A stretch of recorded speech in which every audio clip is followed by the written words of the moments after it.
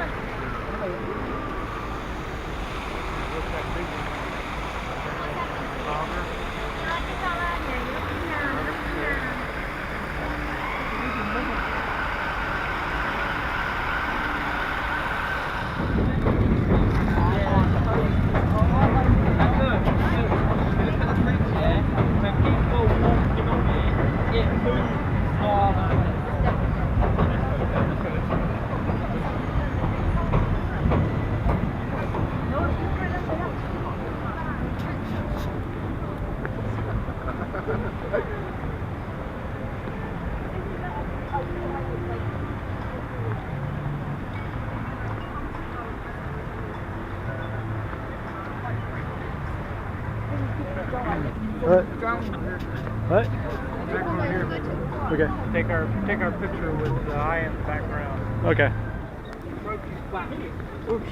Yeah.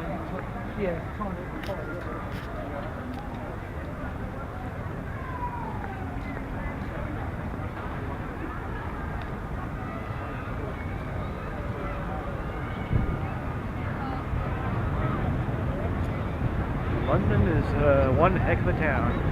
Yes, I am. Okay, sir.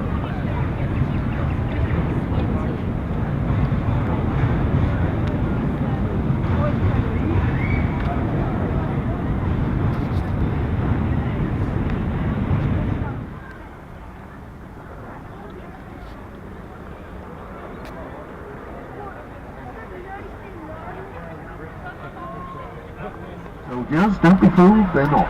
They are in fact all frontline troops, only troops with at least a year's frontline experience or allowed on guard changing duties. Considered to be a great privilege, and especially appointed by their commanding officers, to do the royal tour, as it's known. The guard, when the Queen is in residence, is 40 strong, drops down to 32 when she's not here. And the soldiers stay in these buildings just coming up on the left now, the Wellington Barracks. A huge affair, the barracks there, because on big occasions like the Queen's official birthday we have ceremonies such as the Trooping of the Colour, which involve up to 500 soldiers and a couple of hundred horses as well, so to accommodate all those. Leaving the Royal Palace behind, we're now heading down towards Westminster.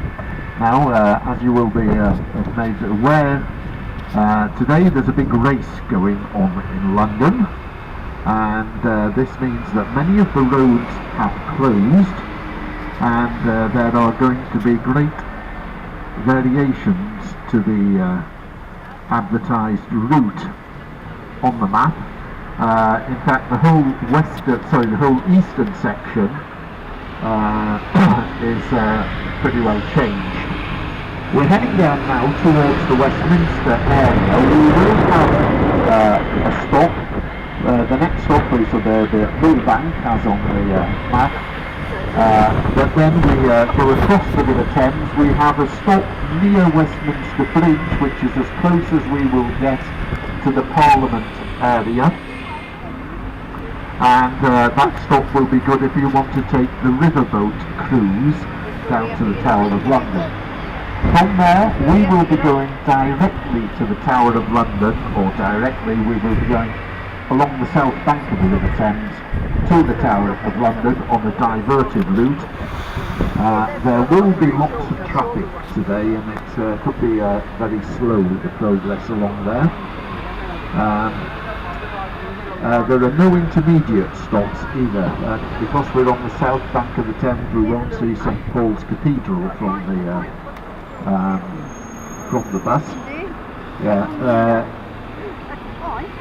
I think it would be much better to go on the riverboat cruise between Westminster and the Tower today, because as I say, with the various diversions we have,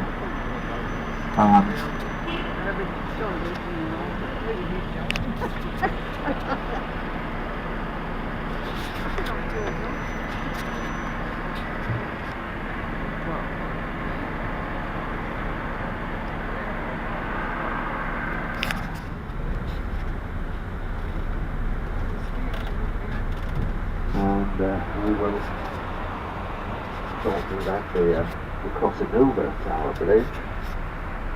And that's where we have a stop at the far side by the Tower of London. Tourist attractions on it, and there will be lots of traffic. So we are going to the tower on the bus, but it's likely to be very slow progress. The alternative, take the riverboat cruise. Remember, that's included in the price of your ticket, and you can do that from Westminster. Now, just approaching Westminster Abbey at the end of the road here. This is the most important church in the country. It's the place where for nearly 1,000 years we've crowned our kings and queens. Many of them are buried in there too. There's been an abbey here since the 600s. The present building was, or the Westminster Abbey was consecrated by the great Saxon king Edward the Confessor in 1066, the year of his death. There were two more kings that year, first Harold and then the conquering Norman king William. He was crowned in there on Christmas Day in 1066. And since that time, all our coronations have been in Westminster Abbey. On Sunday it's open only if you wish to attend religious services. The rest of the week it's open for tourism, and there is an entrance charge for Westminster Abbey.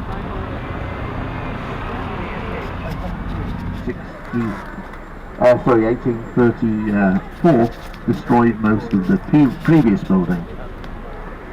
And the new buildings, built in the perpendicular Gothic style, a rather old form of architecture, were built that way so they blend in with the buildings of Westminster Abbey over to the left, which are much older. The architect of the new building was Sir Charles Barry. To our right, the equestrian statue there is of our crusading king, Richard I, known as the Lionheart. Now, just coming into the door on the right is the clock tower, which is covered by scaffolding at the moment. They're doing lots of reparations to Big Ben. Well, the clock tower itself is not Big Ben. Big Ben is the bell inside there. Huge thing, weighs 13.5 tons, and normally it strikes out the hour, but at the moment it's sort of on strike rather than striking, or at least it's out of commission, because it's thought that that big bell going off every hour would be injurious to the ears of the workers on the scaffolding below. So for the next 4 years you can't hear Big Ben, except on special occasions. They still let it chime at New Year to let the New Year in. Parliament Square here. Lots of statues around the square, most of them are British and Commonwealth statesmen of the last 200 years.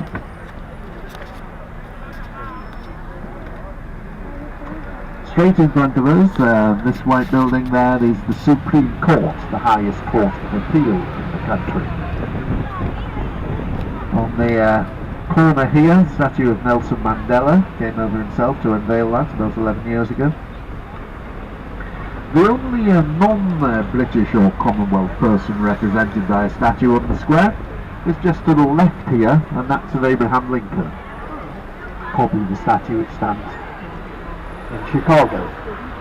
Now behind that screen just to the right there's another statue going up, and that's going to be the first woman to be represented on the square, who was a suffragist in the 19th century. Not Emmeline Pankhurst. There's already one of her in the gardens next to the Abbey. I've forgotten the name of her now. I've never heard of her actually. A very worthy lady, done not for the cause of women's suffrage, but she was before the Pankhursts. First in about the 1860s, the 70s she was most active. I really ought to know that, sorry. You'll have to Google new statue Parliament Square and you'll know more than I do then. We're running up the river and then back down the other side. Now the riverboat cruise leaves from this side of the river. It's the first pier there. City Cruises is the boat. There's either one coming in or just going out. We leave very frequently. So the riverboat cruise leaves from the first pier there. I'll stop on the other side, so if you just want to walk back over the bridge. This spot is also good for the London Eye, the observation wheel, and with the big plate building here, County Hall, there are other tourist attractions, the London Dungeon, the Sea Life Aquarium, and Rex Adventure. If you want tickets for any of those attractions, our ground staff at the bus stop can sell you them at a reduced price. Remember, the riverboat cruise is included in the price of the ticket you already have. Just show them the ticket you've got for the riverboat. So this is the stop for the riverboat cruise. Yeah, if you want that back across the river, first pier on the right, City Cruises. If you stay on the bus now, we are going to the tower, but on a diverted route, and there will be expected heavy traffic from here onwards. And the top, it tells you what sort. The General Lying In Hospital. That's a good idea. I like the lie-in. I never knew you could get off to hospital for it. Anyone know what the Lying In Hospital is? Maternity. What? Convalescence. Convalescence? No, it was the old name for a maternity hospital. Yeah. Yeah, so when you're in the throes of childbirth, you're just lying in. So this is our stop for County Hall, Waterloo. County Hall, Waterloo. So from here we're going straight along the south bank of the River Thames. Next stop will be the Tower of London. It is a diverted route, not shown on the, not indicated on the map. And so we're just south of London Bridge here. Now the road going up to London Bridge, the main road used to go down to the southeast towards Dover, which is the Channel Port. And it takes you through the county of Kent. And Kent is one of the great producers of hops in this country. So back in the old days, all the hops that have been grown in the hop yards of Kent, and then they'd have been brought by horse and cart up the main road up towards London Bridge, and here, just south of London Bridge, you had the Hop Exchange, which was the wholesale sorting house for the hops. There may be a few minor closures later on. So Tower Bridge, just ahead to the left there. Now it's called Tower Bridge not because of the two towers on the bridge itself, but because of its proximity to the Tower of London, which is the most historic building in the capital. The Tower of London, just coming into, we just get a glimpse of it there, we'll see where we're going over the bridge.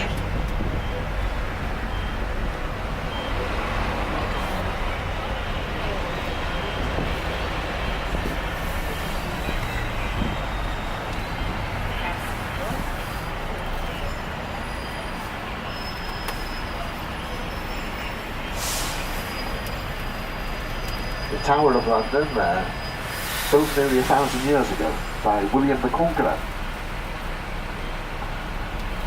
The four turrets on is the oldest part, that's the White Tower, that was built by William the Conqueror.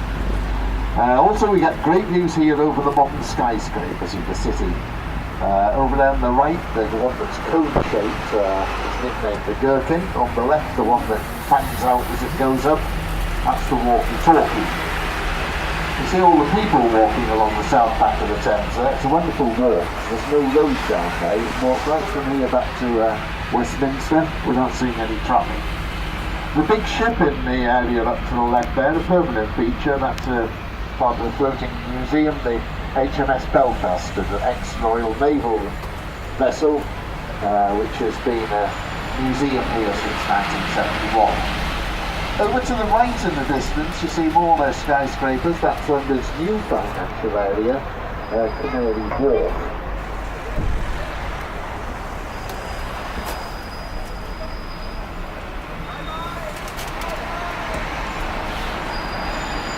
Now, as we're approaching the tower, so we will have a stop there. If you want to get the riverboat cruise from here, if you look just down to the left there, you can see there's a boat in at the moment. City Cruises, that's the where you get the boat. It's the City Cruises boat you get, in fact.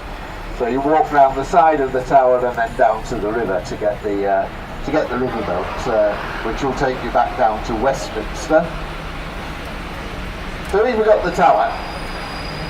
In its time, the tower here has been an armoury. The king's weapons were forged and then stored in there. The Royal Mint used to be inside there. They stamped the currency in there. Most people know this as being most famous for being the repository of the crown jewels. All the royal regalia is kept in there, and you can see all that on display if you visit the tower, which these days you can, of course, because the tower is a museum. And yeah, the crown jewels, as you know, can be seen in there. It's been a place of royal executions. 3 of our queens were executed in the tower. 2 of the wives of King Henry VIII, Catherine Howard and Anne Boleyn. Now, queen of only 9 days, Lady Jane Grey, she lost her head there, just 17 years old. And he's been in prison for a long, long time, until quite recently. In the Second World War, Rudolf Hess, Hitler's deputy, was kept in the tower for some time. It's even been a zoo, or a sort of menagerie. Royal families used to give each other presents. These were often exotic animals, and any given our royal family, they kept in the tower. And at various times in the past, in cages in the tower, you found lions and elephants. They even had a polar bear in the 1200s. But they didn't keep that in a cage. It was kept on a long rope. Now you see now it's not there, but the tower used to be surrounded by a moat. It was drained in the 19th century because it was unhygienic. But back in the 1200s, you could have seen the polar bear on the rope swimming round the moat there. They used to let it go out into there so it could catch its own teeth. They used to fish out the salmon that were coming in from the river. There's lots of history in the tower, and it is well worth a visit. If you're going to visit one place in London, I'd recommend it. If you want tickets for the tower, our ground staff at the bus stop can sell you ones which are cheaper than the ones on the door, a couple of pounds cheaper. We'll be using a sort of temporary bus stop today because we're going back, I say, on a different route. If you do stay with us on the bus to go back, yeah, expect the traffic will be just the same, if not worse, on this side of the river. We'll be going directly back to Piccadilly, no scheduled stops on the way back.